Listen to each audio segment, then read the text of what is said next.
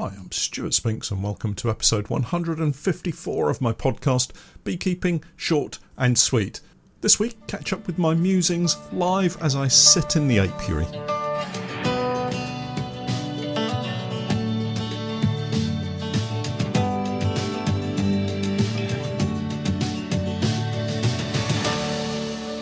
Beekeeping Short and Sweet, a beekeeping podcast for the inquisitive beekeeper with a short attention span. A beekeeper, in fact, just like me.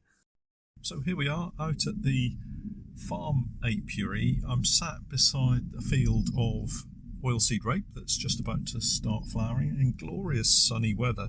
And this is the very first time that I've done, I guess, an off-piste recording for the podcast where I actually don't have a script. So I'm hoping that this will all flow reasonably well and that I can make some kind of coherent sense.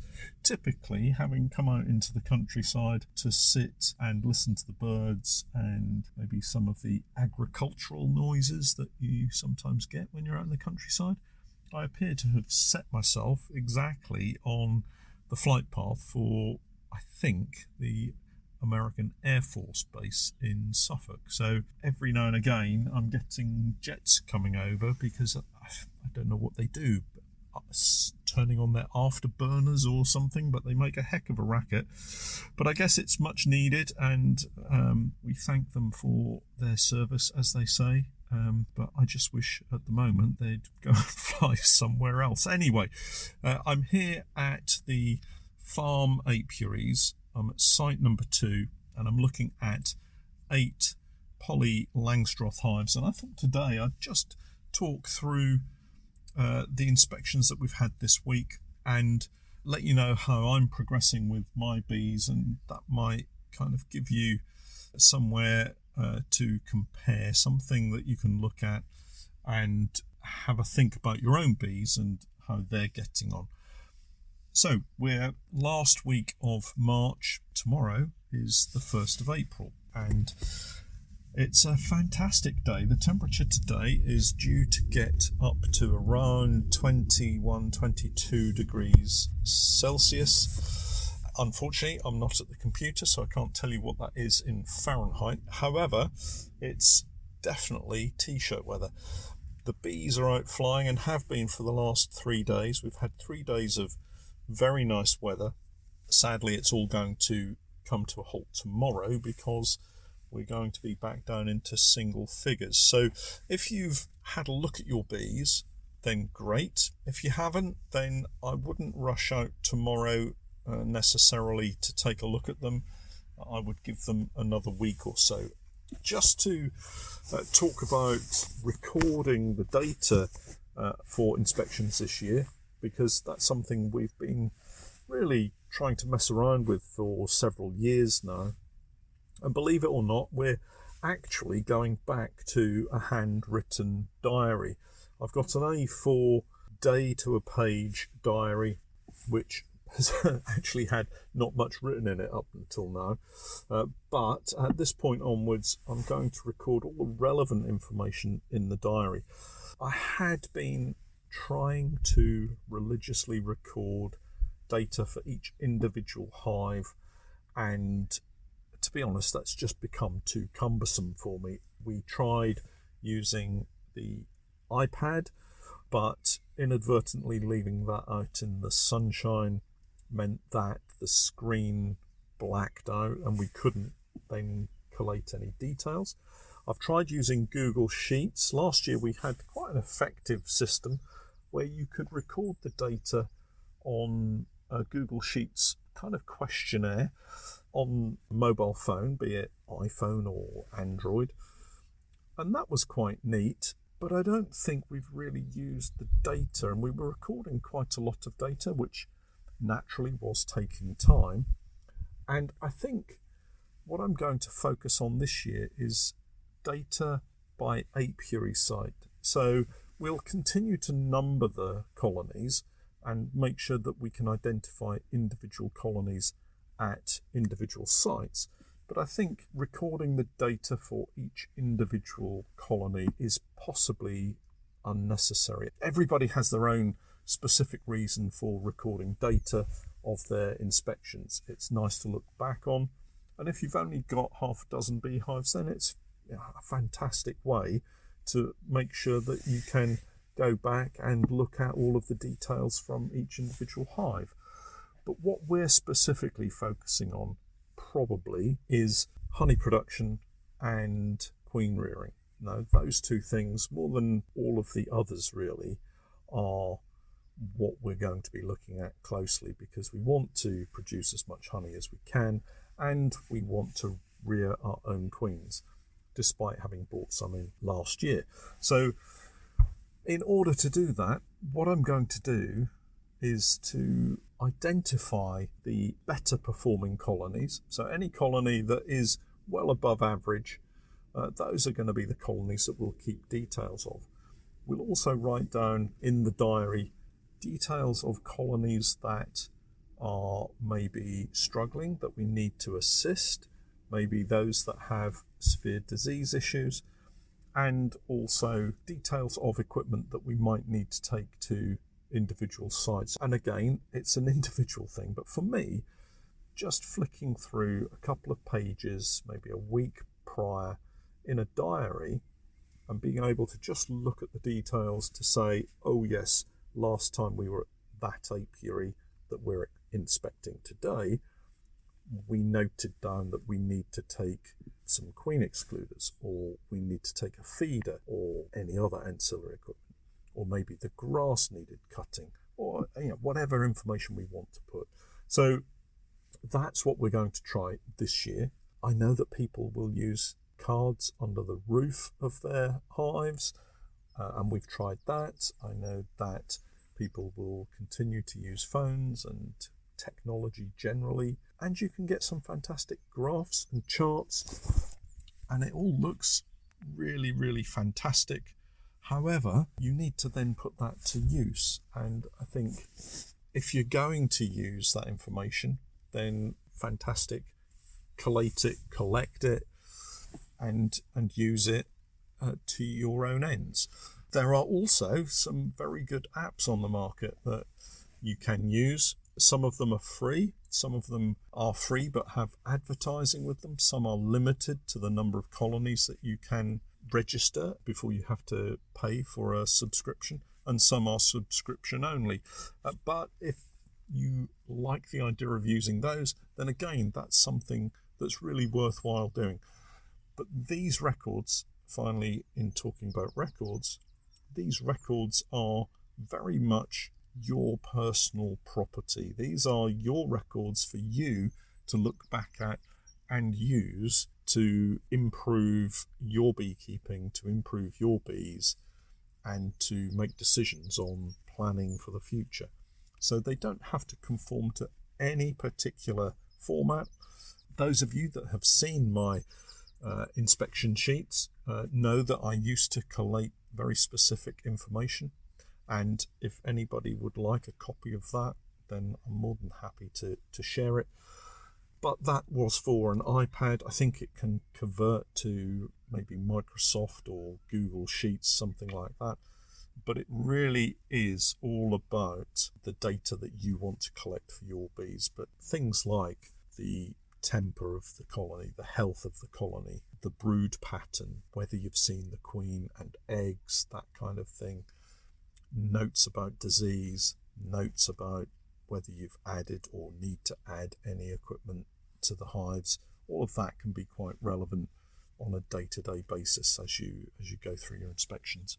So let's just take a look now at the inspections that we've performed this week. It's been, as I say, a fantastic week. We've had 3 days, including today, 3 days of above average temperatures for the time of year, and it's allowed us to get into the colonies really well.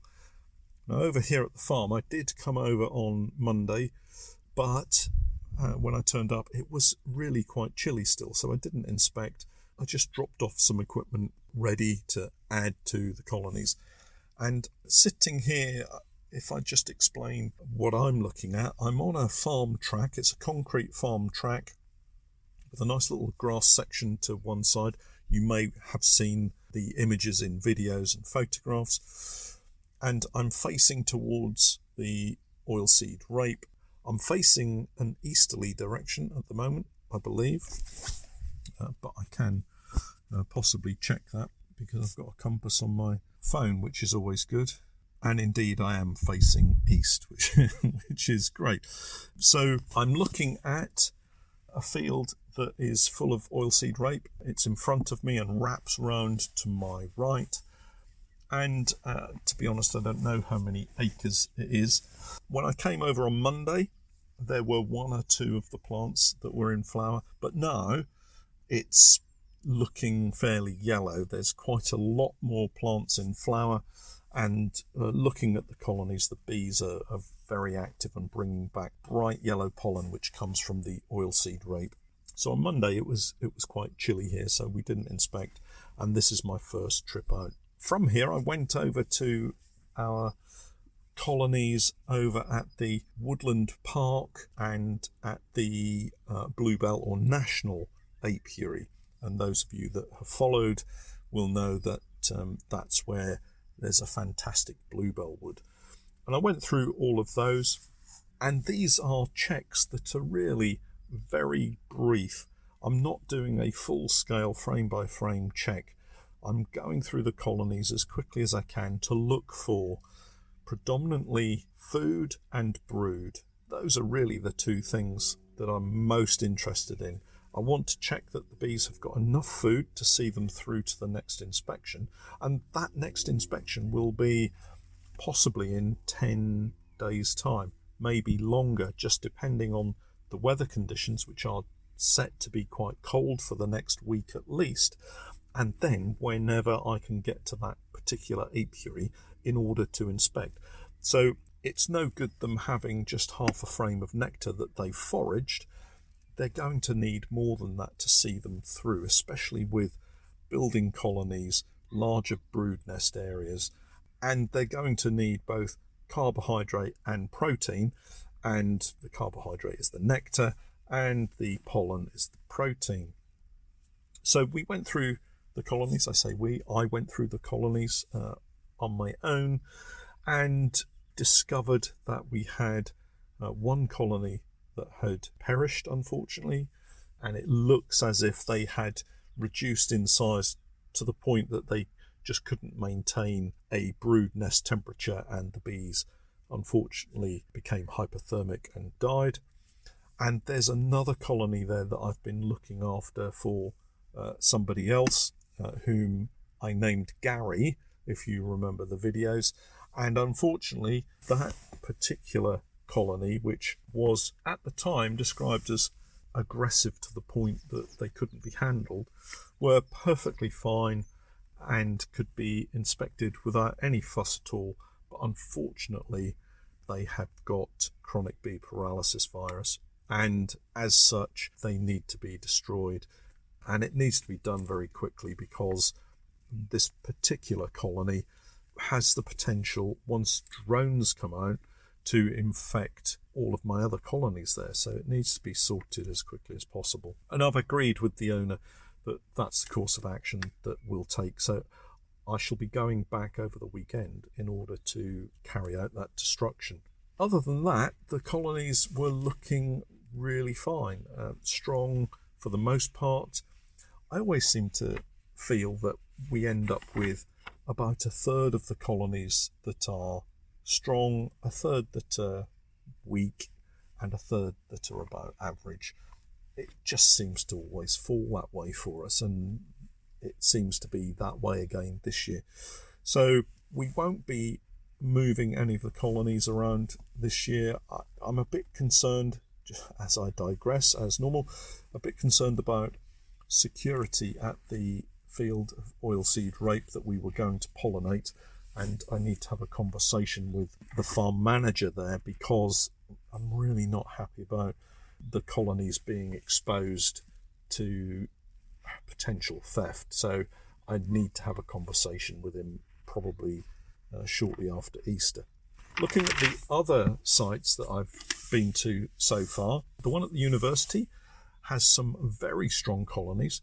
The bees are a little bit tetchy. There's about 3 colonies there that are quite grumpy. In fact, I should say aggressive, because they're not particularly grumpy. And those of you that have seen my talk on grumpy and aggressive bees will know the difference, but they are quite defensive and aggressive and potentially will need to be requeened.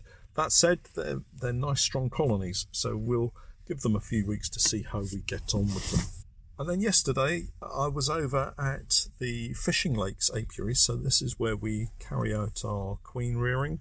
It's a beautiful site. It's absolutely full of willow, and I'll take some of the willow flowers away, maybe get back there today and just take some back to the unit so that we can carry on with our microscopy pollen slides series of videos. I hope you're enjoying those. If you've not yet seen any of those videos, they're available on Patreon. Sign up to Patreon and take a look at the microscopy series of videos, and you'll see that we've been producing a range of pollen slides as the flowers have come into full flower, full bloom, and we'll continue to do that over the summer. We've obviously got some oilseed rape here, and I've also seen that there's some dandelions now in flower, so I might do a dandelion pollen slide this week. We'll see if we've got time at the weekend, perhaps, as it's Easter. But just going back to the colonies over at the Fishing Lakes Apiary, everything seems to be okay. We've got one colony, and again, those of you that have followed on a regular basis will perhaps remember colony number 4 at the Fishing Lakes. They appear to have a queen that is struggling at the moment, and by that I mean she's not really laying her eggs in a regular concentric pattern on the brood frames, and it's looking like she may become a failing queen.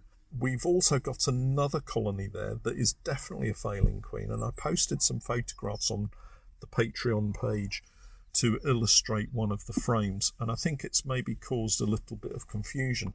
So a failing queen becomes a drone laying queen, and in terms of her being a failing queen, she's still able to fertilize some eggs. And remember that a fertilized egg becomes a worker and an unfertilized egg becomes drone. Now, she could be failing because of several reasons. It could be that she didn't mate particularly well last year. She's a new queen from last year, and perhaps she has run out of sperm. So it could be that she's only been able to mate with a limited number of drones, wasn't able to get sufficient sperm to store in her spermatheca, and as a result she's now running out or running low of that sperm. And if she can't fertilize the eggs, then those are going to become drone. In this particular colony, there are frames which have got some worker brood in, and then scattered all over the frames we've got these drone cells. And I think it's caused a little bit of concern because people think that they also have a failing queen because they've seen a few small clumps of drone brood in their brood boxes as well. I wouldn't worry too much. I think what you're seeing is the start of drone brood being produced naturally, because the colonies want drones at this time of the year. They want to produce drones so that they can reproduce.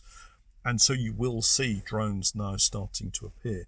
I've spotted that in several of the other colonies that we have. But in this particular colony, we're looking at frames completely covered with this sporadic drone brood from top to bottom and side to side.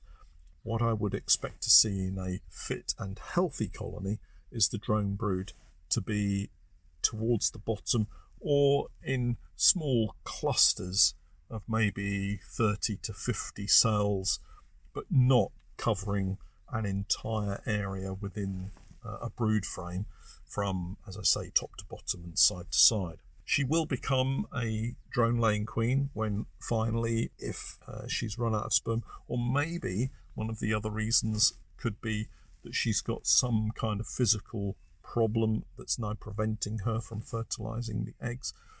She will eventually find that she'll become a drone layer and will only produce drone cells. So what I've done is I've removed her from the colony, so she's been destroyed, and we're going to unite that colony. And uniting that colony is simply going to be a process of using the newspaper method to move that colony to another spot. We're actually going to be bringing some bees over to the oilseed rape here at the farm, so we might well bring her across with other colonies. I say her, bring that colony across with other colonies and just unite them with another colony by putting some newspaper on top of the queenless colony, a queen excluder on top of that, and then the queen right colony on the very top. Allow them a few days to chew through the paper and to integrate with each other and to mingle. Shouldn't be any problem with that. And then what I'll do is I'll remove all of the frames with drone brood and use that as a mechanical form of varroa control. So if there are any varroa, they're likely to be in those cells, and we can remove those. They'll go into a freezer, be killed off, and then we can cut out the frames and render down the wax to reuse the wax. So that's it really. I'm glad to say that the jets overhead seem to have moved on, and so we've had a fairly quiet time. It's been really pleasant sitting here in the sunshine just chatting with you. I hope that if you have inspected your colonies, that's gone really well. Do look out over the next few days. It's going to be cold. It's not going to be particularly good weather for inspecting, particularly if you're a beginner beekeeper, where you may need to take a little bit more time. But it won't be long.